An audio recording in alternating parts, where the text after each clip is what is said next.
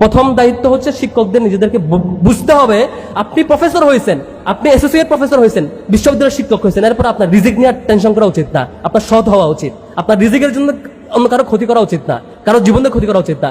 আপনি বিশ্ববিদ্যালয়ের নিরাপদ কেরিয়ার, শিক্ষক হওয়ার পরও যদি আপনার মধ্যে এই নৈতিক বল না থাকে, আপনি যদি অনৈতিকতার পথ অবলম্বন করেন, আপনার জন্য লজ্জা। আপনি একটা নিরাপদ কেরিয়ার হওয়ার পরও আপনি শিক্ষার্থীদের ক্ষতি করছেন। আপনি অন্তত এই পর্যায়ে এসে আপনার সৎ হওয়া উচিত। শিক্ষকেরা সৎ হইলে তারপরে শিক্ষার্থীরা, আমরা যারা ছাত্র সংগঠনগুলো করি, আমাদের দায়িত্ব হচ্ছে প্রথমত নিজেদের ইন্টারনাল চেঞ্জ, দ্বিতীয় অন্যদের প্রতি সহনশীল আচরণ, ভালো অ্যাপ্রোচ, থার্ড হচ্ছে যারা রাজনীতি করতে চাইবেন না তাদের প্রতি রেসপেক্টফুল বিহেভিয়ার, তাদেরকে নিয়ে কোনো কমেন্ট না করা, তাদেরকে তার স্পেসটা ছেড়ে দেওয়া, বরং তাকে বেনিফিটেড করতে পারার সে অ্যাপ্রোচ থাকা। সর্বসাধারণ আমরা চেষ্টা করলে সুন্দর পৃথিবীটা গড়তে পারবো। আমরা ছাত্র সংগঠন সব আমরা রিফর্ম হয়ে গেলাম, কিন্তু শিক্ষকরা আল্লাহর রহমতে রাজনীতি চালাই গেল। বিশ্ববিদ্যালয়ে কখনোই সঠিক রাজনীতি তার ফিরবে না। কেন জানেন? ঢাকা বিশ্ববিদ্যালয়ে দেখবেন কিছু কমিটি হয়, এই কমিটি ওই কমিটি এই কমিটি, বিভিন্ন কমিটি হয়। কমিটিতে চান্স পায় কারা? যারা ওই যে নির্দিষ্ট ওই যে অ্যাপয়েন্টেড লোকজনের দল মেনটেন করবে। আপনি তো কমিটিতে চান্স পাবেন না। আপনি কমিটিতে চান্স পাবেন, কমিটির মিটিং হবে, বিভিন্ন বাজেট পাবেন, আপনি উপকৃত হবেন, আপনার আয় ইনকাম বাড়বে, আপনি বিভিন্ন জায়গায় প্রমোশন পাবেন।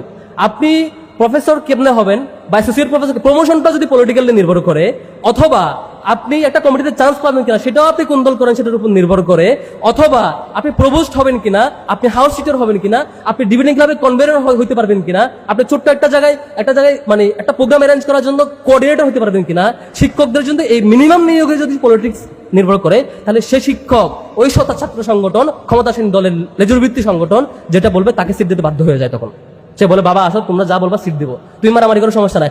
আমাদের জিয়া হলে আমাদের ছাত্র শিবিরের সেক্রেটারিয়েট মেম্বার মারুফ, মিফতাহুল মারুফকে জিয়া হলে জঙ্গি ডাক দিয়ে সারা রাত পিটায়ে সে তৎকালীন সময়ে জিয়া হলের প্রবোস তাকে সাথে নিয়ে গিয়ে থানায় দিয়ে আসছে। এ হচ্ছে প্রবোসের আচরণ। সারা রাত টর্চার করছে, বাঁচাবে তো দূরের কথা, এখান থেকে উল্টা তাকে থানায় দিয়ে আসছে প্রশাসন নিজেরা বাদী হয়ে। মহসিন হলে রাকিব ভাইকে শিবির করতো, এই জন্য তাকে সারা রাত পিটাইছে ছাত্রলীগ। পিটাইতে রক্তাক্ত করে মুখ দিয়ে রক্ত বমি করতেছে। এক পর্যায়ে বলে যে, ভাই আমাকে পানি দাও, আমি মনে মারা যাবো। ছাত্রলীগের নেতা তখন বোতলে করে পেস্টাপ করে নিয়ে এসে বলেছে, পেস্টাপ খা। প্রবোস এসে বলে যে, একটু তাড়াতাড়ি মা জাম পিটায় নাও, এরপর থানায় দিয়ে আসতেছি। প্রবোস গিয়ে থানায় দিয়ে আসছে। এ হচ্ছে আমাদের বিশ্ববিদ্যালয়ের শিক্ষকদের নগ্ন আচরণ। এটা যদি চলতে থাকে, শিক্ষকরা যদি, আমরা ইদানিং লক্ষ্য করছি আমাদের শিক্ষকরা আবারও কেন যেন একটা মেরুকরণে চলে যাচ্ছেন, কেন যেন চিন্তা করছেন আমি আগামী বছর কেমনে প্রবোস্ট হবো, কেমনে এটা হবো, কেমনে অমুক কমিটিতে ঢুকবো, কেমনে এটা করবো। তাহলে শিক্ষকদের নৈতিকতা যদি এ লেভেলে থাকে, ছাত্ররা আমরা সব সংগঠন এক হয়ে গেল সব ঠিক হতে চাইলে আমরা ঠিক করতে পারবো না।